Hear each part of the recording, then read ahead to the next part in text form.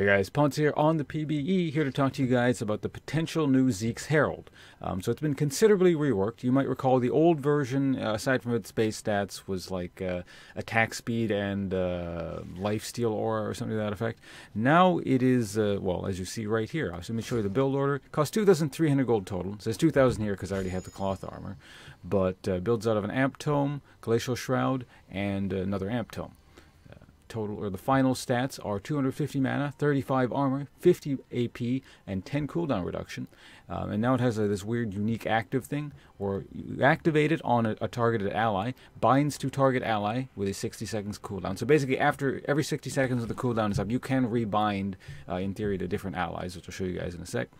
And its actual final thing it does is, when within 1,000 range units of each other, you and your ally generate charges. Attacking or casting spells generate extra charges. At 100 charges, causing damage consumes them, increasing you and your ally's ability power by 20% and critical strike chance by 50% for 6 seconds. So when this thing activates, that's pretty impressive. That's almost as good, and from the AP perspective, as like the Death Cap passive, not quite, but it's similar, and 50% crit, which is kind of insane. So let me just show you guys. Once I get near Sivir, you'll see we're going to start building up stack, because I basically preemptively had this thing. So see, they're going up here. Oops. When she attacks, it's extra stacks. Just standing near her is generating stacks. We both generate stacks, so if we both do this, it's all the better.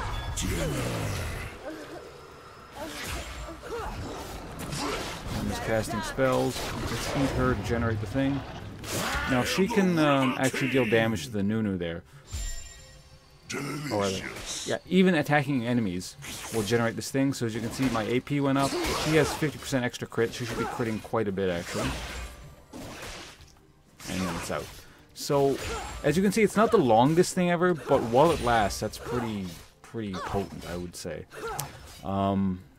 As you noticed, yeah, you can do it on allies or minions and anything like that. The stacks, if you don't do anything, will eventually... actually, no, they just keep stacking up. So, let me show you guys again. Against minions, it will go off. So basically, the instant you deal damage is when it goes off. So as you can see, once you hit 100, you have to use it. So you can't save it forever.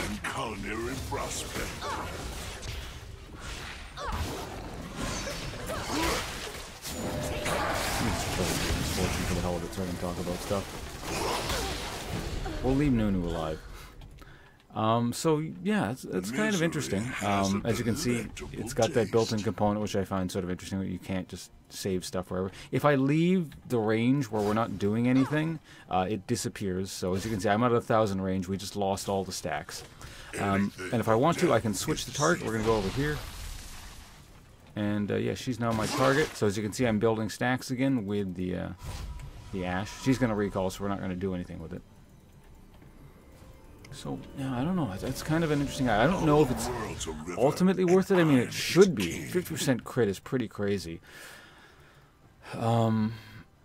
It definitely puts this item completely in sort of the support item camp. I know, like, even the old Zeke's Herald is mostly support, but you did have the option of building it sometimes on, like, the tank-type champions. I know I've actually built it on Scion before, which is a bit weird, but situationally speaking, the old Zeke's Herald was so good, again, under very specific situations where you had a whole bunch of people who were, like, or if you had multiple AD carries on your team, or, you know, you had like a Yasuo and an AD carry and stuff like that, and you were on a champion who would also benefit to an extent from attack speed and stuff like that.